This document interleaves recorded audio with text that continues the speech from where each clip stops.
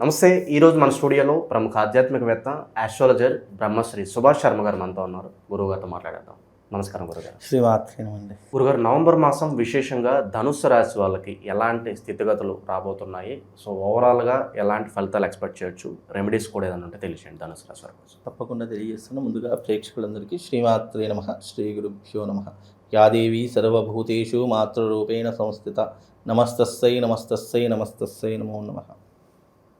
ధనస్సు రాశి, ఈ రాశి వారికి ఈ మాసంలో మంచి సత్ఫలితాలు ఉన్నాయని చెప్పుకోవచ్చు. ధనస్సు రాశిలో పుట్టినటువంటి జాతకులు ముక్కుసూటి వ్యక్తిగా ఉండేటటువంటి వ్యక్తులు, అలాగే ఏదైనా కూడా నిక్కచ్చిగా మాట్లాడేటటువంటి వ్యక్తులు, ధైర్యము సాహసోపేతమైనటువంటి పనులు చేయడంలో ధనుసు రాశి వారు ముందుంటారు అని కూడా చెప్పుకోవచ్చు. అంటే అడ్వెంచర్స్ చేసేటటువంటి వారిలో ఈ ధనుసు రాశి వారు ఒకరు అని చెప్పుకోవచ్చు. అలాగే ధర్మంలో కానీ, నీతిలో కానీ, న్యాయంలో కానీ, ఏదైనా మాట్లాడేటటువంటి వ్యవహారంలో కానీ తప్పకుండా నిజము ఉంది, దాన్ని ధర్మపరంగా ఉంది అని అనుకుంటే కనుక చాలా ముందు వరుసలో ఉండేటటువంటి వారు ధనుసు రాశి వారు అని చెప్పుకోవచ్చు. ధనుసు రాశిలో పుట్టినటువంటి జాతకులు ఫిలాసఫర్స్ కానివ్వండి, గైడెన్స్, ఎదుటి వారికి గైడెన్స్ ఇచ్చేటటువంటి రంగంలో ఉండడం కావచ్చు, లేదంటే గురువు హోదాలో ఉండేటటువంటి అవకాశాలు కావచ్చు, లేదు అని అంటే కనుక 10 మందికి ఆదర్శంగా ఉండేటటువంటి వ్యవహారంలో కావచ్చు, లేదా వృత్తి వ్యాపారాదులలో చూసుకుంటే ఒక టీచర్స్ కావచ్చు, ఒక లెక్చరర్స్ కావచ్చు, లేదు అని అంటే కనుక ఒక పురోహితుడు కావచ్చు, ఇలాంటి తరహాలో ఉన్నటువంటి వారు ధనుస్సు రాశిలో జన్మించినటువంటి జాతకులు అని చెప్పుకోవచ్చు. వీళ్ళకి ఏంటి అంటే దైవిక పరమైనటువంటి భక్తి ఎక్కువగా ఉండేటటువంటి లక్షణాలు ఎక్కువగా ఉంటాయి. దైవాన్ని ఏ విషయంలోనైనా సరే దైవం యొక్క అనుగ్రహం ఉంటే అన్నీ జరుగుతాయి అని నమ్మేటటువంటి వారిలో ఈ ధనుస్సు రాశి వారు ఒకరు అని చెప్పుకోవచ్చు. కాలంలో వీళ్ళకి ఏంటి అంటే ఏ దానికైనా కాలమే సమాధానం చెబుతుంది అన్నటువంటి తరహాలో ఉన్నటువంటి వ్యక్తులు ఈ యొక్క ధనుస్సు రాశి వారు అని చెప్పుకోవచ్చు. కాబట్టి వీళ్ళకు ఇప్పుడున్నటువంటి స్థితిలో చూసుకుంటే అన్ని లాభదాయకమైనటువంటి అంశాలే ఉన్నాయి. వృత్తి వ్యాపారాలలో మంచి లాభాలు సంపాదించేటటువంటి తరహాలు కనిపిస్తూ ఉన్నాయి. అలాగే పెద్దలంటే గౌరవం ఉంటూ ఉంటుంది. 10 మందికి ఆదర్శంగా ఉండేటటువంటి వ్యక్తిత్వం కలిగినటువంటి వారు.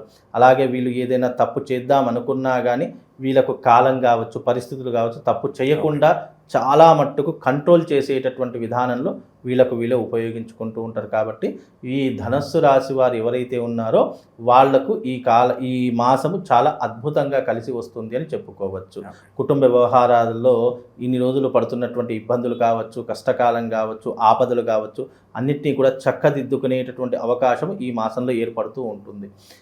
వీళ్ళకు ఆర్థికపరమైనటువంటి ఇబ్బందులు ఏవైనా ఉన్నా కానీ వాటన్నిటినీ కూడా సరిదిద్దుకునేటటువంటి తరహాలు ఈ మాసంలో వీళ్ళకు ఏర్పడేటటువంటి అవకాశాలు కనిపిస్తున్నాయండి. ఇక శత్రువుల పరిస్థితి ఏంటి గురుగారు? వీళ్ళని పీడిస్తున్న వాళ్ళ పరిస్థితి ఏంటి?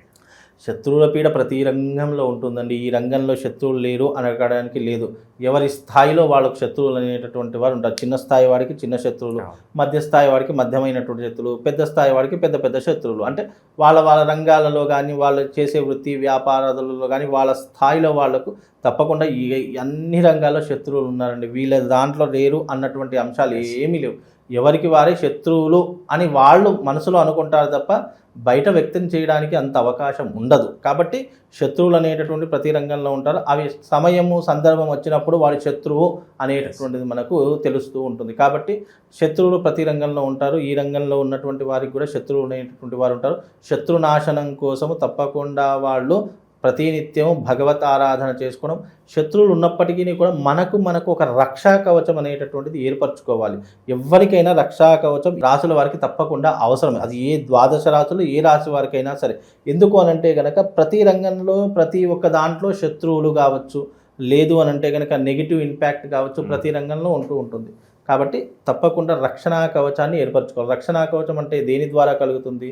దైవికపరమైనటువంటి ఆరాధన, మనం వెళ్ళేటటువంటి ఆలయాలు, మనం తిరిగేటటువంటి ఈ క్షేత్రములు, మనము దర్శించేటటువంటి దేవతలు, వీళ్ళందరూ కూడా మనకు ఒక రక్షణ కవచాన్ని ఇస్తారంటే వాళ్ళ యొక్క ఎక్కడెక్కడైతే పాజిటివ్ ఎనర్జీలో మనము ఎక్కువగా సంచరిస్తామో ఆ పాజిటివ్ ఆరా అనేటటువంటిది మన శరీరాన్ని రక్షణా కవచంలా మార్చేస్తుంది. అంటే ఆ పాజిటివ్ ఆరా నెగిటివ్ ఆరాని మన దాకా రాకుండా అది అక్కడే అడ్డుకుంటూ ఉంటుంది. కాబట్టి ఇలాంటి మంచి పనులు చేయడం వల్ల, దాన ధర్మాల వల్ల, అలాగే సాత్పుణ్యం వల్ల, ఇలాంటి కొన్ని కర్మల ద్వారా మనము పాజిటివ్ ఎనర్జీ అంటే పుణ్య ఫలితాన్ని పెంచుకున్న వాళ్ళతో అది మనల్ని నెగిటివ్ ఇంపాక్ట్ నుంచి దూరం చేసేటటువంటి క్రతువులు ఎక్కువగా ఉంటాయి. కాబట్టి ఇలాంటి దైవ దర్శనాలు చేసుకోండి.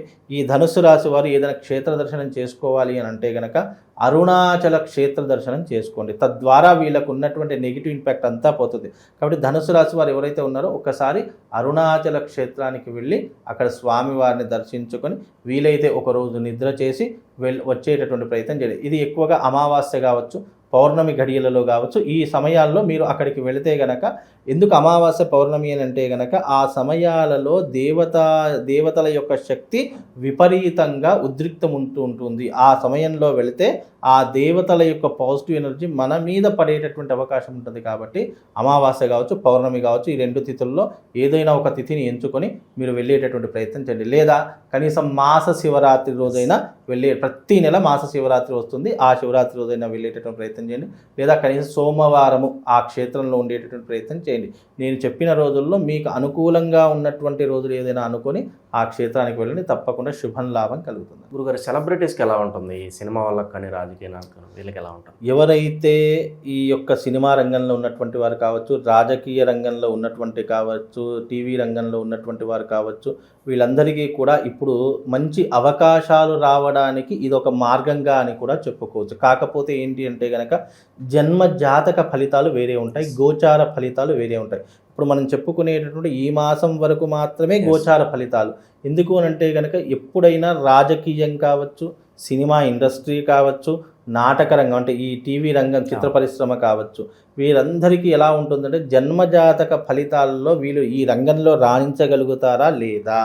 చాలామంది ఫ్యాషన్తో చాలామంది వస్తూ ఉంటారు, కొన్ని రోజుల పాటే ఈ ఇండస్ట్రీలో ఉంటారు, మళ్ళీ కనిపించకుండా వెళ్ళిపోతారు. అంటే ఆ రంగం అనేటటువంటిది వాళ్లకు ఫ్యాషన్ ఉన్నంత కాలమే వస్తుంది, డబ్బులు ఉన్నంత కాలమే ఆ రంగంలో నిలదొక్కునేటటువంటి తరహాలు చాలా మట్టుకు కనిపిస్తాయి. కానీ కొంతకాలం తర్వాత ఆ రంగం అస్సలు వాళ్ళకు సూటబుల్ కాదు, వాళ్ళు ఆ రంగంలో ఇమిడీకృతం కాలేరు. ఆ రంగం నుంచి వెళ్ళిపోయి వేరే రంగంలో అంటే బిజినెస్లో కానీ, వ్యాపారంలో కానీ, ఇతర రంగాల్లో కానీ స్థిరపడినటువంటి వ్యక్తులు చాలామంది ఉన్నారు. సినిమా రంగము, నాటక రంగము, రాజకీయ రంగము ఇవన్నీ కూడా జన్మతః ఉంటేనే, పూర్వజన్మ సుకృతం ఉంటేనే అందులో రాణించేటటువంటి అవకాశం. ఎప్పుడూ కూడా ఏదైనా ఒక రంగంలో రాణించాలంటే శాశ్వతమైనటువంటి రంగం అయి ఉండాలి. ఏదో కొన్ని రోజులు వెలిగి మళ్ళీ తర్వాత కనిపించకుండా పోతున్నామంటే అది దాన్ని ఆ రంగంలో ఉన్నారు అని చెప్పడానికి అవకాశం ఉండదు. కాబట్టి ఎప్పుడైనా కూడా సినిమా రంగం కావచ్చు, నాటక రంగం కావచ్చు, లేదా రాజకీయ రంగం కావచ్చు, అందులో తప్పకుండా యోగం అనేటటువంటిది ఒకటి ఉండాలి.